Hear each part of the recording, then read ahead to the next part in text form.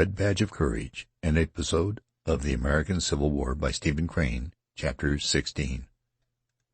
A sputtering of musketry was always to be heard.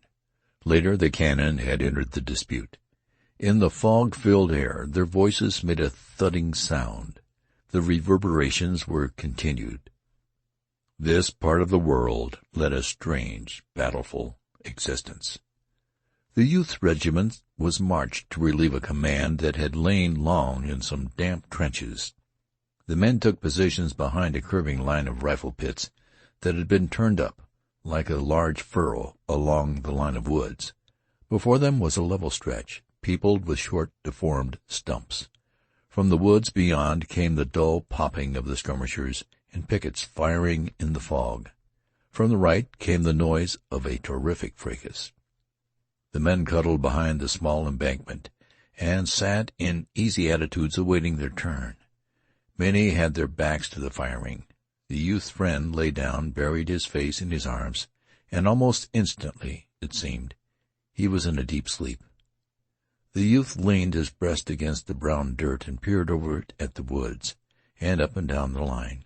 Curtains of trees interfered with his ways of vision. He could see the low line of trenches, but for a short distance. A few idle flags were perched on the dirt hills.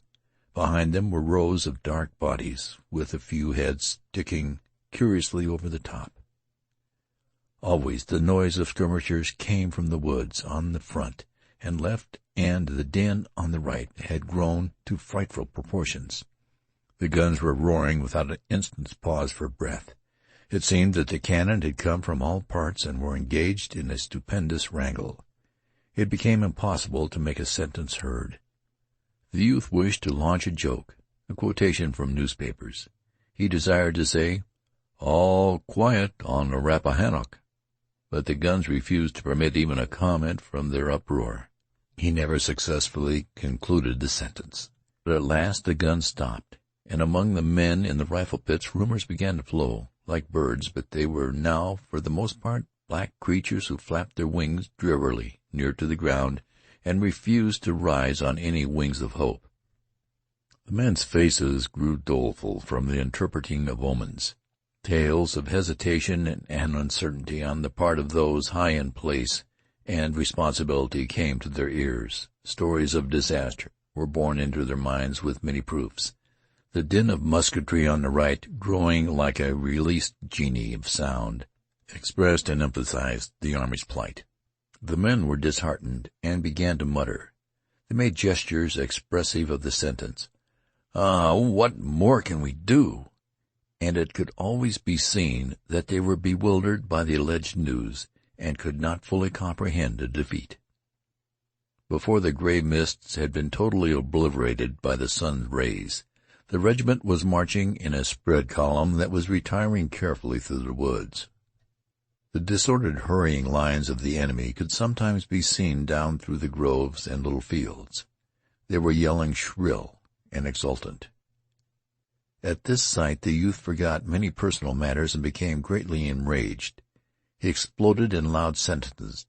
"By Jiminy, we're generaled by a lot of lunkerheads." "More than one feller has said that today," observed a man. His friend, recently aroused, was still very drowsy. He looked behind him until his mind took in the meaning of the movement. Then he sighed. "Oh, well, I suppose we got licked," he remarked sadly. The youth had a thought that it would not be handsome for him to freely condemn other men.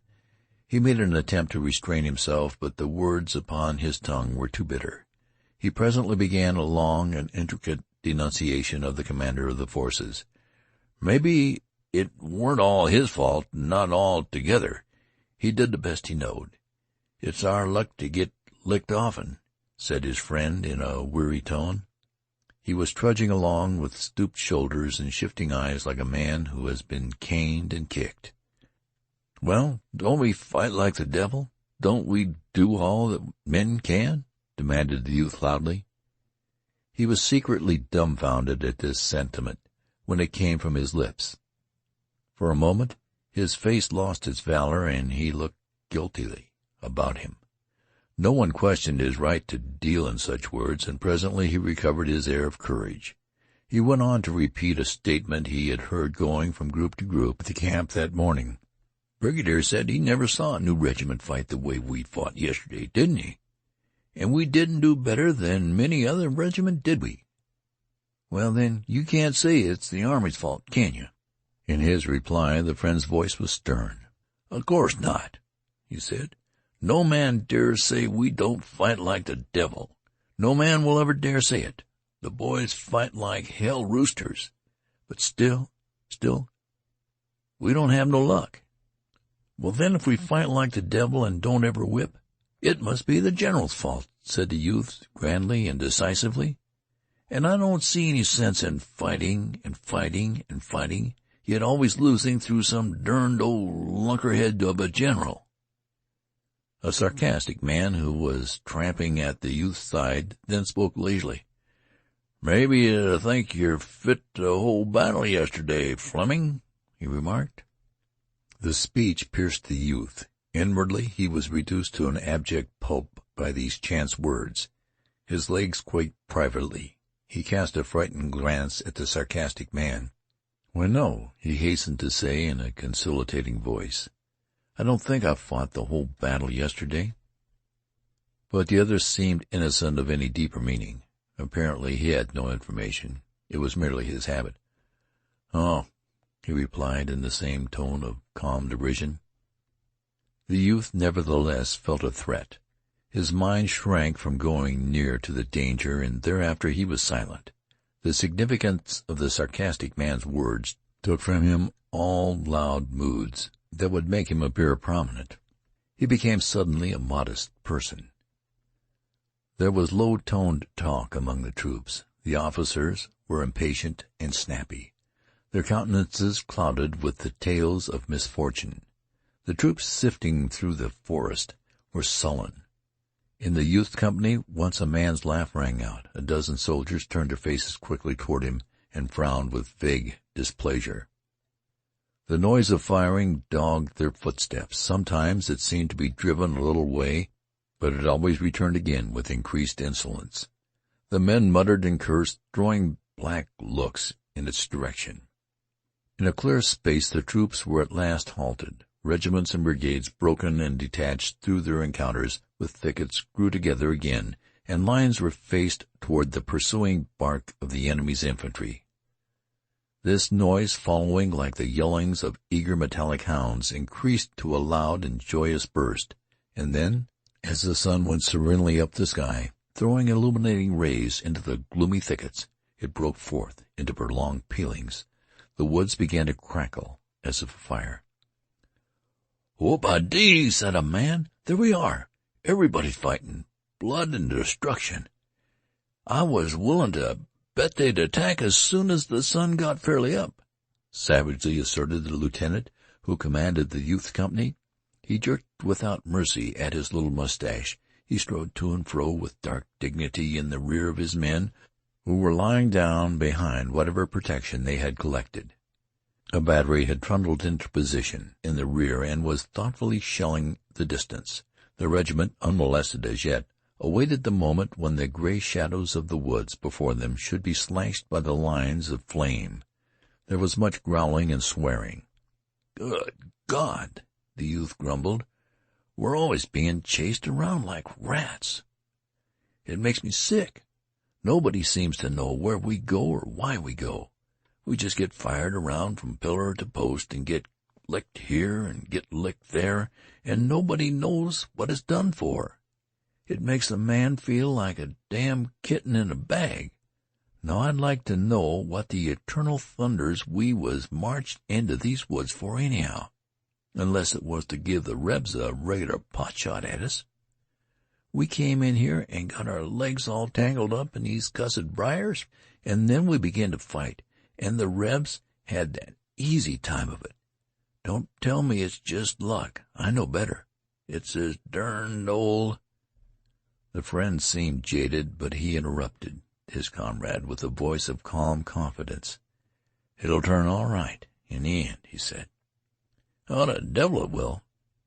You always talk like a dog-hanged person. Don't tell me I know." At this time there was an interposition by the savage-minded lieutenant, who was obliged to vent some of his inward dissatisfaction upon his men. "You boys shut right up. There's no need. You all are wasting your breath in long-winded arguments about this and that and the other.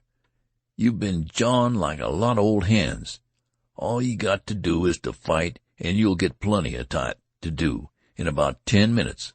Less talking and more fighting is what's best for you boys. I never saw such gobbling jackasses." He paused, ready to pounce upon any man who might have the temerity to reply. No words being said, he resumed his dignified pacing. "There's too much chin music and too little fighting in this war anyhow," he said to them, turning his head for a final remark.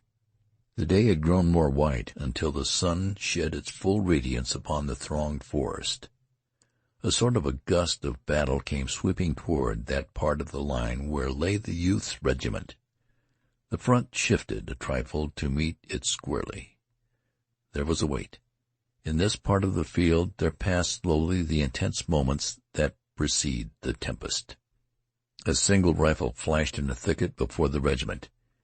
In an instant it was joined by many others.